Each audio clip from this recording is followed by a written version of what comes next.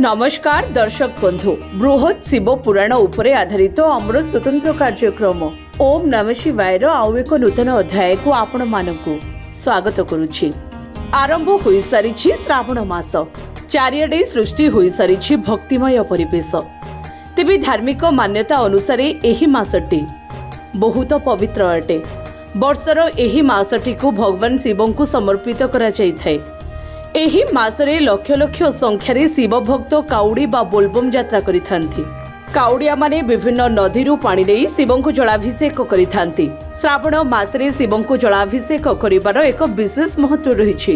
जलाभिषेक द्वारा भगवान शिव तांक भक्त मानक उपरे प्रसन्न होई सेमानक मनोस्कामना पूर्ण करिथांती बोली विश्वास रहिछि। किंतु आपण जानिछन्ति कि काउडी बा बोलबम यात्रा करुथिबा भक्त मानक पय किछि विशेष नियम रहिछि।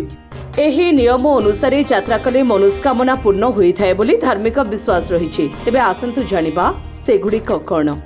काउडी यात्रा करुथिबा भक्तंकु काउडिया बोली कहा जाय। एही यात्रा रे जाउथिबा भक्तंकु केतेक नियम मानिबाकु पड़िथाय। एही समय रे श्रद्धालुंकु खाली पादरे यात्रा करिबाकु पड़िथाय। यात्रा समय रे भक्त सात्विक भोजन सेवन करिथांती। काउडिया माने विश्राम नेबा समय रे काउडी को तळे न रखी कोनोसी एक गछरे ओहळाई रखिबा उचित अटे।